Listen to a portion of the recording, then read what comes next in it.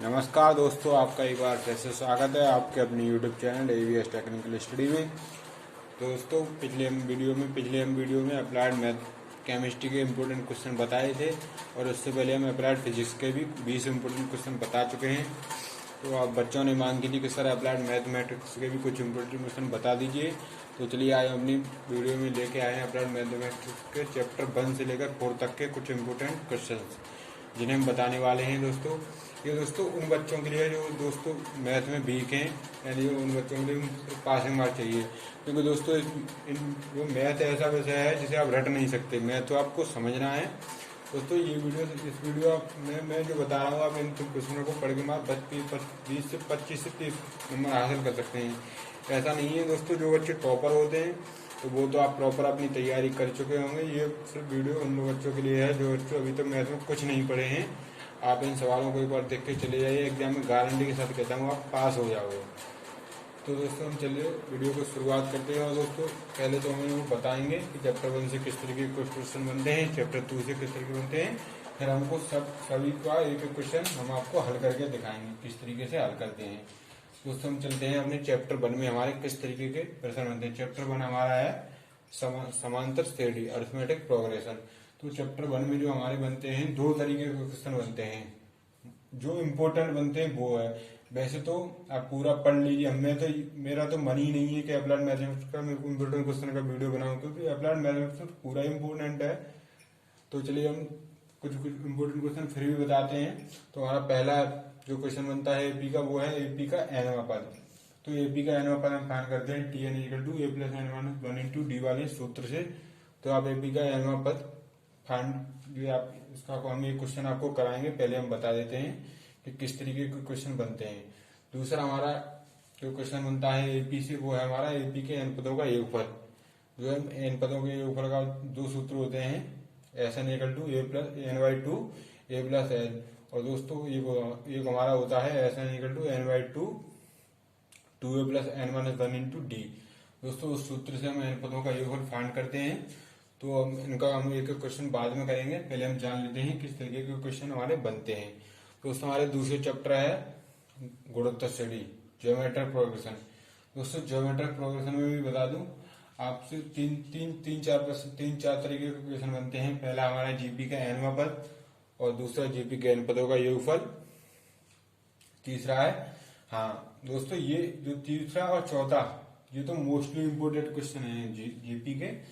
समांतरी गुणोत्तर श्रेणी जो है, और जीपी के साथ है 0.23 पे बार। इस तरीके के क्वेश्चन जो बनते हैं भिन्न बदली, ये दोस्तों मोस्ट इम्पोर्टेंट क्वेश्चन है जीपी में जो है। तो इनको हम एक एक क्वेश्चन आपको बताएंगे किस तरीके से हल करते हैं। और दोस्तों हमारा तीसरा चैप्टर है बारहवीं थ्योरम द्विपद प्रमेय। द्विपद प्रमेय तो आप जितना पढ़िए उतना पूरी की पूरी इम्पोर्टेंट है, लेकिन अब जो बच्चे कुछ नहीं पढ़े हैं उनके लिए हम 3 से 4 तरीके के क्वेश्चन लेके आए हैं। आप इन क्वेश्चनों को एक बार देख के चलिए जाइए, आप पास हो जाओगे गारंटी के साथ। तो हमारा पहला जो जीपी से बनता है क्वेश्चन बनता है ए प्लस एक्स प्लस ए पे पावर एन के प्रसार में जो हमारा व्यापक पद ज्ञात है। ये व्यापक पद का मतलब हमारा ये है, जैसे एक्स प्लस ए के प्रसार में 6वां पद ज्ञात कीजिए, 7वां पद ज्ञात कीजिए, मध्य पद ज्ञात कीजिए।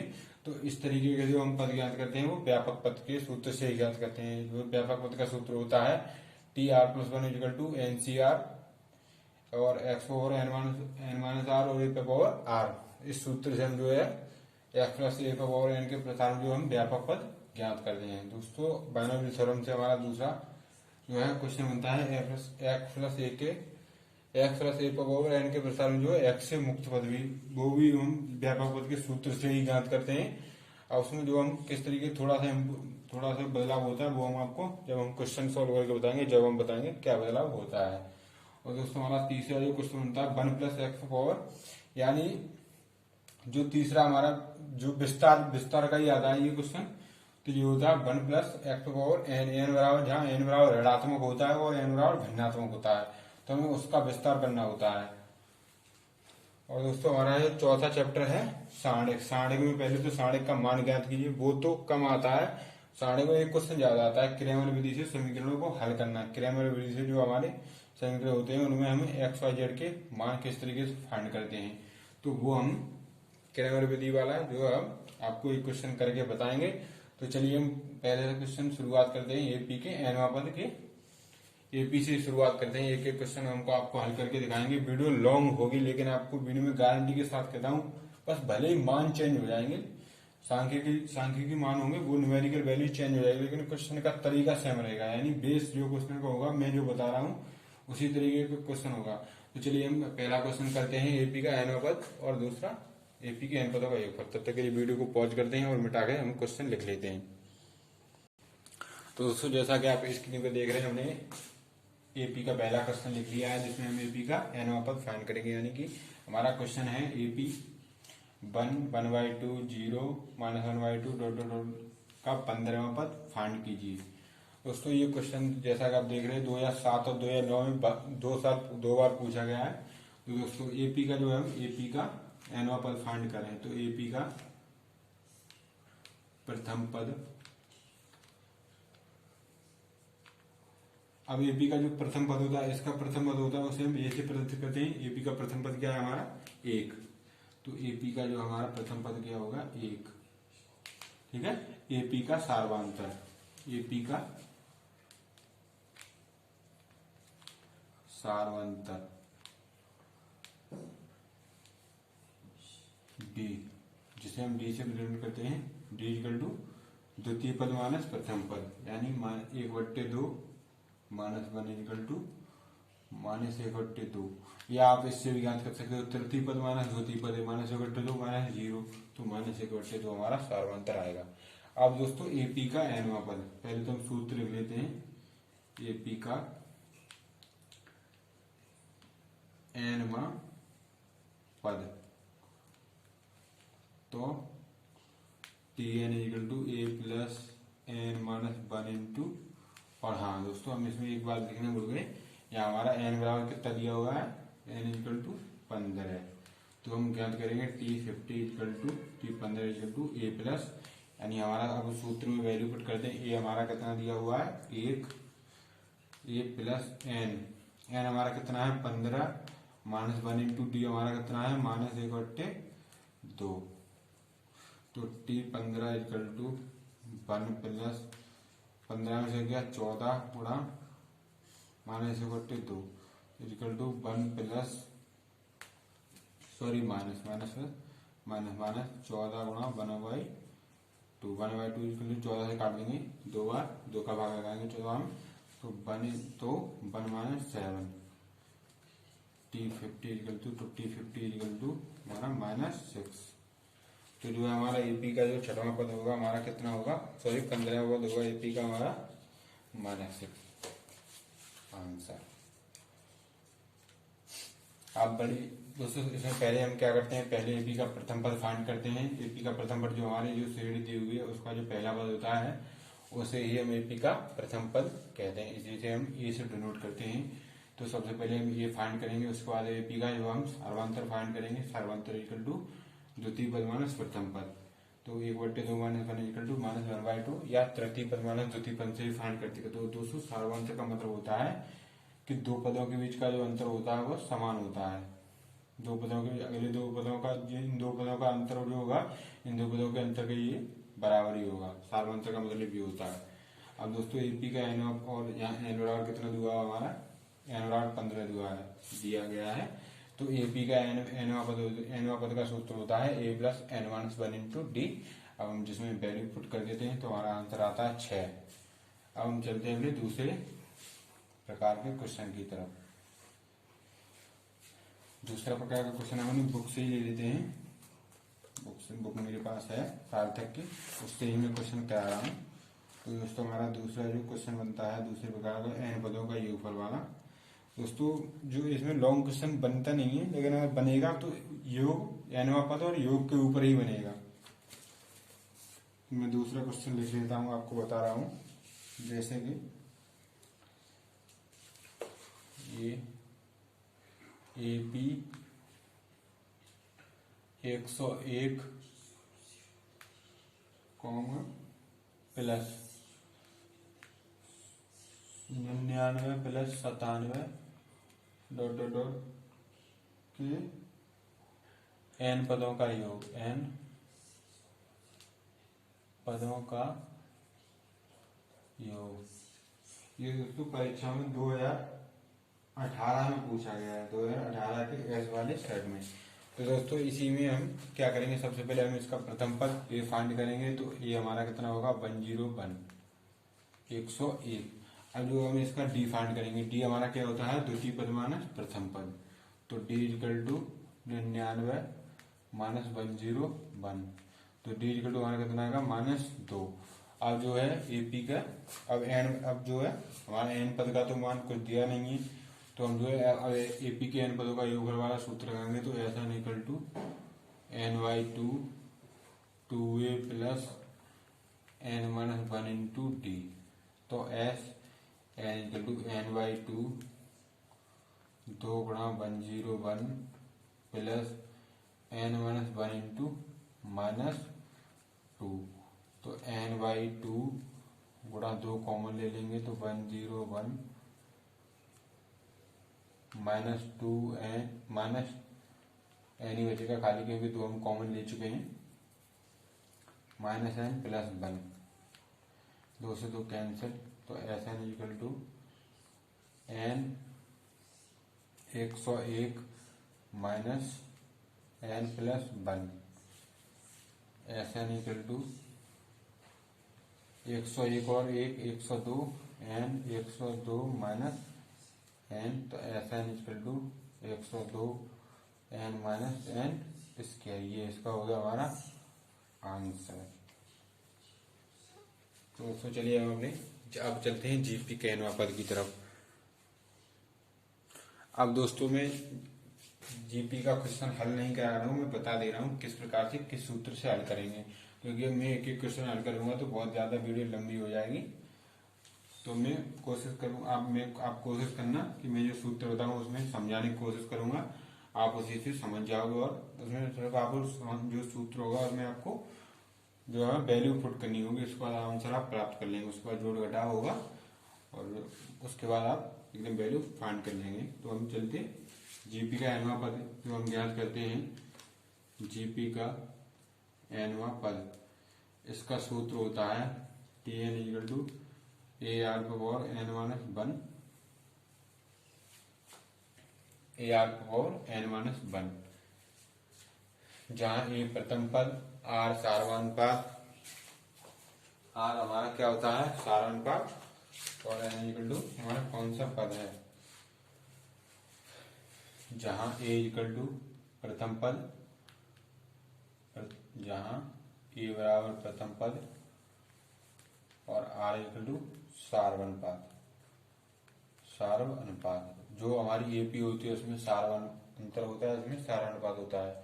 दोस्तों सारवानुपात को कैसे फाइंड करते हैं, सारवानुपात को फाइंड करने का सूत्र होता है हमारा द्वितीय पद आर इक्वल टू द्वितीय पद डिवाइड बाई प्रथम पद। इसमें तो उसमें जो हमारी एपी होती है उसमें द्वितीय पद में से प्रथम पद को घटाते हैं, इसमें जो है द्वितीय पद में हम प्रथम पद से बाहर लगाते हैं। तो जो हमारा, और दोस्तों यही हमारा जो होता है जीपी के अंतिम पद का जो हमारा सूत्र भी यही होता है। तो एल इक्वल टू ए और आर पावर n-1, यही सूत्र होता है जीपी के अंतिम पद का सूत्र। उसके बाद हम चलते हैं जीपी के एन पदों का योगफल का सूत्र होता है जीपी के एन पदों को। अब दोस्तों जीपी का कोई एन पद दिया हुआ तो आप उसमें सिर्फ वैल्यू पुट करनी है आपको, आप बाकायदा उसका आप आंसर ज्ञात कर सकते हो। और आपको फिर भी कोई दिक्कत हो तो हमारा व्हाट्सएप नंबर लिखा हुआ है 9783460432 7500474255। इस पे आप कांटेक्ट कर सकते हो सीधा सीधा। और आपको किसी प्रकार की कोई समस्या हो, नोट्स चाहिए किसी भी सब्जेक्ट का, तो आप व्हाट्सएप करिए या कॉल करिए।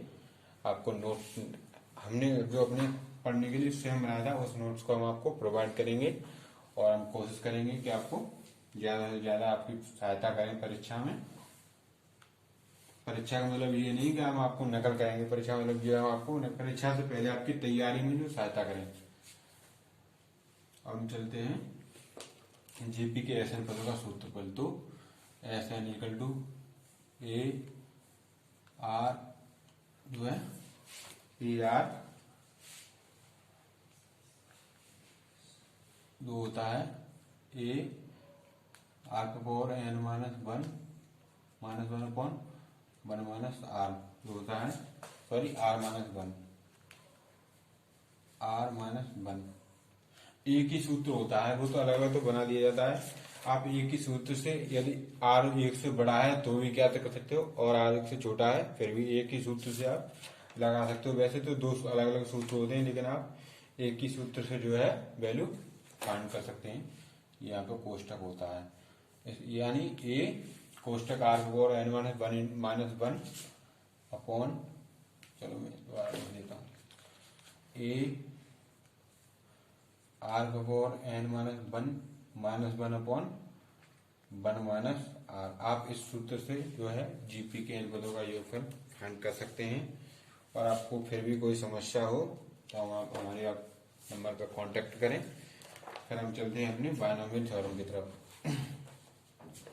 अब हम चलते हैं बायनोमियल थ्योरम की। बायनोमियल थ्योरम में जो हमारा एक्स प्लस ए के ओवर एन के प्रसार में जो हमारा व्यापक पद का सूत्र होता है वो होता है T R plus one equal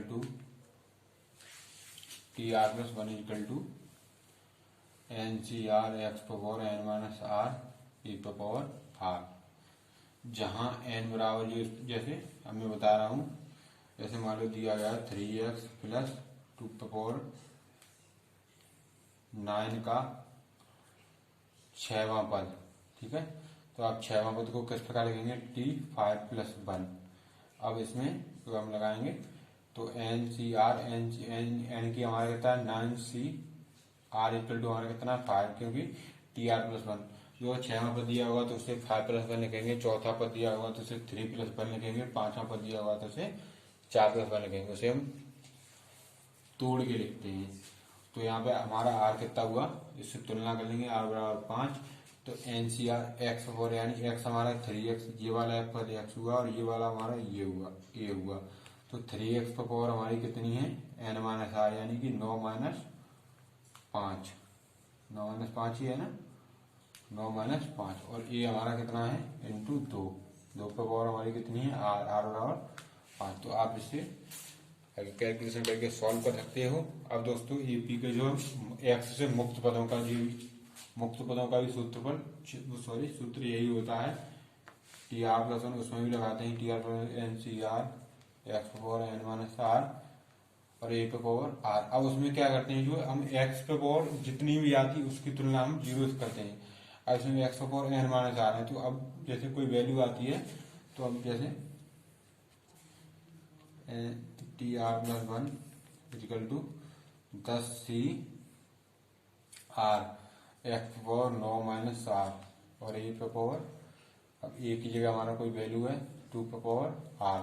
अब दोस्तों इसमें हम क्या करेंगे, एक्स पे पावर जितनी है उसकी हम तुलना करेंगे, एक्स से स्वतंत्र पद ज्ञात करना है। यदि एक्स का गुणांक ज्ञात करेंगे तो जितने का गुणांक ज्ञात करना है उतने से तुलना करेंगे। और दोस्तों एक्स से स्वतंत्र पद ज्ञात करना है तो 9 माइनस आर इक्वल टू 0 रखेंगे। और यदि एक्स का कोई गुणांक ज्ञात करना है तो जितने का गुणांक ज्ञात करना होगा, जैसे हमें एक्स क्यू का गुणांक ज्ञात करना है तो 9 माइनस आर इक्वल टू हम 3 रखेंगे और 5 का तो 5 रखेंगे। इसी प्रकार हम गुणांक एवं एक्स से स्वतंत्र पद भी इसी सूत्र की सहायता से ज्ञात कर सकते हैं। अब दोस्तों बायनोमियल थ्योरम में ये क्वेश्चन और बनता है,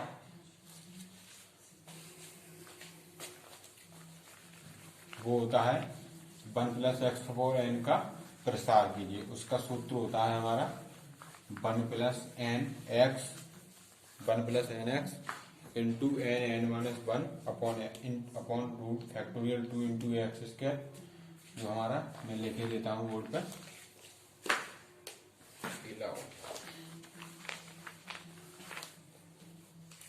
वो होता है हमारा 1 प्लस एक्स पावर एन का जो प्रसार 1 plus N X plus N minus one into X square बट्टे factorial 2 plus N minus one N minus 2 और X cube factorial 3 plus dot dot dot N पदों तक, ठीक है।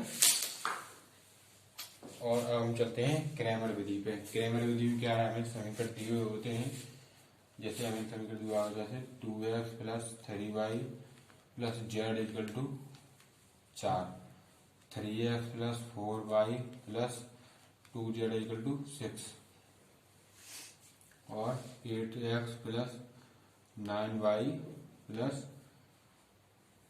5z equal to 3। तो दोस्तों अब हमें एक्स वाई जेड के मान फाइंड करते हैं। क्रैमर विधि से हमें एक्स वाई जेड की वैल्यू फाइंड करनी है। तो हम पहले हमें इसका इतने का जो डिटरमिनेंट बनाएंगे तो डेल्टा इक्वल टू, जो हम डिटरमिनेंट को हम डेल्टा से प्रदर्शित करते हैं, सारे को हम डेल्टा से डिनोट करते हैं।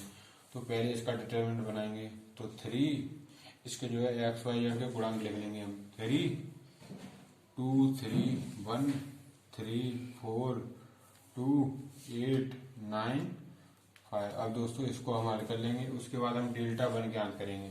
अब डेल्टा वन में क्या है, हम एक्स की जगह 463 की वैल्यू रख देंगे। उसके बाद हम डेल्टा वन इक्वल टू क्या हो जाएगा हमारा 6, 4, 6, 3, 3, 4, 9 और 1, 2, 5। इसका वैल्यू इसको हम हल कर लेंगे। उसके बाद हम y की जगह जो y के कोफिशिएंट है उनकी यानी 3, 4, 9 की जगह हम 4, 6, 3 रखेंगे। फिर उसके बाद हम जेड जी रखेंगे। अब हम दोस्तों x की वैल्यू कैसे फाइंड करेंगे, तो x equal to delta one upon X, Y equal to delta two upon delta और Z equal to delta 3 upon delta. अब जेड डेल्टा थ्रू के इसी प्रकार आप सारे हल कर लेंगे। सारे हल करने में कोई दिक्कत हो तो आप इस नंबर पर कॉन्टेक्ट करें। मैं आपको अलग से स्पेशली वीडियो सारे हल करने के शॉर्ट तरीके से मैं आपको बता के आपके व्हाट्सएप पर कर दूंगा। तो तब आपको वीडियो पसंद आएगी तो लाइक करें। दोस्तों मैं मेहनत कर रहा हूँ आपके लिए, तो आपका भी थोड़ा कर्तव्य बनता है कि आप हमें सहयोग करें। आज जब एक लड़के ने कॉल की है कि सर हमें अप्लाइड मैथमेटिक्स के कुछ इंपोर्टेंट पेपर बता दीजिए, हम कुछ पढ़े नहीं है, तो हमें बहुत खुशी हुई। उस लड़के ने हमें याद किया अपनी सहायता के लिए। तो आप ऐसे ही अपना प्यार बनाए रखिए। और दोस्तों आप हमारा चैनल सब्सक्राइब कर लीजिए। हम दोस्तों अप्लाइड फिजिक्स के भी इम्पोर्टेंट क्वेश्चन बता चुके हैं और अप्लाइड केमिस्ट्री के भी इम्पोर्टेंट क्वेश्चन बता चुके हैं। साथ ही साथ हम जो दोस्तों सिविल इंजीनियरिंग के फर्स्ट सेमेस्टर के छात्र हैं उनके लिए हम कंस्ट्रक्शन मटेरियल के भी हम क्वेश्चन बता चुके हैं। और दोस्तों अगली वीडियो में हम अपने बताने वाले हैं इंजीनियरिंग ड्राइंग के कुछ इम्पोर्टेंट क्वेश्चन का मतलब किस तरीके के क्वेश्चन होंगे। दोस्तों ये केमिस्ट्री फिजिक्स का कंस्ट्रक्शन मटेरियल नहीं है जिनमें से कुछ नियमित कुछ निश्चित क्वेश्चन होते हैं, उन्हें हम बता दें। ईडी इंजीनियरिंग ड्राइंग या मैथ में क्या होता है, आप क्वेश्चन का समझिए किस तरीके से होता है, आप कर तो अपने हिसाब से लेंगे। दोस्तों ईडी अपनी नेक्स्ट वीडियो में ईडी के कुछ इंपोर्टेंट क्वेश्चन बताएंगे। उसके बाद हम कम्युनिकेशन स्किल के भी कुछ